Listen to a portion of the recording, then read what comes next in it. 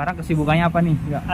Sekarang masih sebagai stand up comedian, tapi selain stand up comedian gue juga sekarang jadi pembicara keuangan. Kalau teman-teman yang ngikutin gue di Instagram mungkin tahu gue sering banget ngomongin soal investasi di reksadana, di saham, di produk-produk keuangan lainnya lah. Juga sering ngomongin soal gimana sih caranya ngatur duit gitu.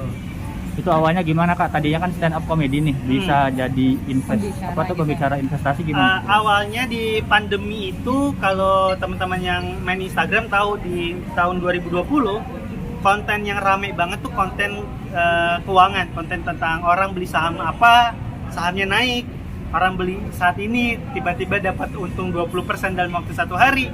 Itu banyak banget tuh konten tentang investasi kayak gitu. Nah, gue nih anaknya FOMO-an banget, kalau ada apa yang rame tuh gue ikutan, dan akhirnya gue ikutan juga investasi, mulai coba investasi di saham. Cuma waktu pertama kali mulai, yang gue lihat di Instagram habis beli tuh orang untung, orang untung. Nah, yang kejadiannya gue habis gue beli karena gue belinya ngasal, kan harusnya menganalisa satu saham, menganalisa satu perusahaan. Gue belinya ngasal, ternyata malah jatuh. Habis gue beli harganya turun, gue malah rugi. Nah, waktu rugi itu gue muter otak lah, kayak duit gue udah hilang, udah rugi nih, gimana ya cara biar balik untung ya? Gue kontenin aja, siapa tahu nanti dapat endorse. Dan ternyata beneran kejadian. Gue ngomongin tentang saham dan rugi, kontennya rame, dapat endorse. Dan di satu tahun selanjutnya gue diajak kerjasama sama Bursa Efek Indonesia, di mentoring lah sama mereka. Gimana sih caranya investasi yang baik? Apa sih yang harus punya? Apa sih yang harus dianalisa dan kalau lo mau beli saham kayak gitu. Berarti sekarang jadi nyemplung ke itu dong, ke dunia investasi gitu-gitu dong. Jadi gara-gara itu konten itu. Nyemplung banget gue sekarang kalau diikutin di Instagram gue. Kayaknya 70% tuh ngomongin soal keuangan, 30% sketsa komedi. Terus sempat bikin katanya di Instagram juga ada teori-teori ala Yuda. Iya, itu gimana tuh? Akhirnya dikenalnya kan dalam investasi tuh banyak kayak kaisangmologi, mansurmologi. Nah, gue ada tuh dinamain yudamologi.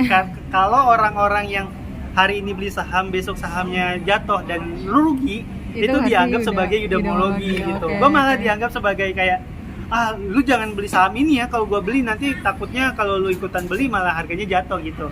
Bercandanya kayak gitu. Kalau dari kakak sendiri tips mengelola keuangan yang baik itu gimana sih?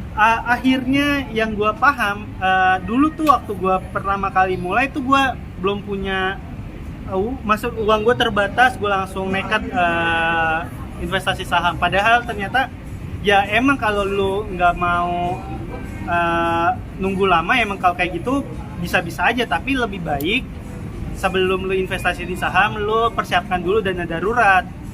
Maksudnya dana darurat apa? Misal kita tahu dulu nih selama 1 bulan kita pengeluarannya berapa, anggapan pengeluarannya 5 juta dalam 1 bulan, berarti minimal banget punya 15 juta di tabungan, 3 kali dana darurat, baru kita berinvestasi. Kenapa kayak gitu? Biar kalau kita uangnya buat investasi, investasinya rugi, kita nggak perlu cepet-cepet jual. Karena takutnya nih, nggak punya dana darurat, punya duit lebih langsung taruh investasi di saham. Tiba-tiba kita punya kebutuhan mendadak kayak motor rusak, harus dibenerin. Dibanding ngambil uang yang ada di investasi, dan investasi saat itu lagi rugi, kita tarik kan berarti kita rugi kan. Tapi kalau kita punya dana darurat, ya udah kalau ada mau benerin motor ya pakai dana darurat dulu, uang yang di sini tetap aman gitu. Jadi kayak gitu sih tipsnya kalau mau mulai investasi, siapin dulu dana darurat. Kalau dana daruratnya udah lengkap, baru kita bisa berinvestasi dengan jauh lebih tenang gitu. Karena uang yang kita pakai investasi itu bukan uang dapur, tapi uang dingin. Respon orang terdekat ketika Bang Yuda pertama kali terjun investasi apa sih Bang? Responnya mereka semua kaget karena kayak yang waktu rugi itu gimana itu? Apa? Yang waktu rugi itu gimana itu? Iya, kalau rugi gue diomelin sama orang tua sih. Mama gue follow Instagram gue kayak, apa nih kamu beli apa malah jadi rugi. Cuma akhirnya karena gue belajar, mereka semua malah sekarang kaget kayak, mereka tuh nggak ada yang nyangka kalau gue bisa ada di posisi sekarang gitu. Karena ya gue dulu cuma bikin videonya tuh ya blon-blonan aja, gue nyebur ke solokan, gue jalan di atas tumpukan sampah yang ada di kali kayak gitu. Sekarang tiba-tiba ngomongin soal investasi, mereka semua kaget. Tapi mereka semua akhirnya seneng karena gue udah mulai kayak gitu, akhirnya malah Yud ajarin gue dong. Nah itu tuh bikin gue seneng banget. Rugi yang paling besar itu berapa tuh? Turun paling besar gitu ya, yang pernah dialami? Paling gede 60% dari modal. Jadi waktu itu gue ini murni karena ketidaktahuan gue. Harusnya kan kalau lo mau investasi lu cari tahu dulu nih, ini perusahaannya bergerak di bidang apa sih, project kedepannya kayak gimana sih. Sejauh ini secara perusahaan tuh menguntungkan atau enggak sih secara bisnisnya. Nah gue tuh nggak ngeliat itu semua, gue cuma asal pilih aja. Waktu gue asal pilih ternyata rugi, dan paling gede waktu itu 60%. 60% dari berapa tuh awal investasi? Kalau nominal gue malas nyebutin sih mas. Pokoknya 60% maksud gue, kalau nyebutin angka tuh kesannya nanti buat beberapa orang gede, buat beberapa orang kecil kan, karena angka kan relatif. Tapi kan kalau 60% tuh dari uang gue yang punya ya, dari uang yang gue punya, ya itu gede banget. Sempat merasa nyesel atau terpuruk nggak sih ketika paling jatuh tadi 60% itu?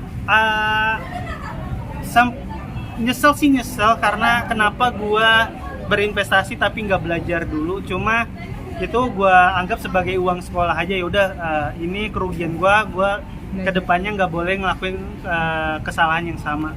Berarti 60% itu udah cut loss atau ditarik? Udah cut loss. Jadi yang paling gede itu 60% udah cut loss. Yang kedua rugi 40%, tapi sahamnya sampai sekarang disuspend sama Bursa Efek Indonesia. Jadi ibaratnya sahamnya dibekukan lah untuk sementara waktu, karena secara bisnis ini saham nggak ngikutin aturan-aturan yang berlaku. Misal harusnya kan sebuah perusahaan laporan keuangannya per 6 bulan sekali, dia tuh nggak ngelaporin gitu. Jadi emang sahamnya nih saham yang bandel ya waktu itu. Yang gue salah pilih perusahaan untuk investasi.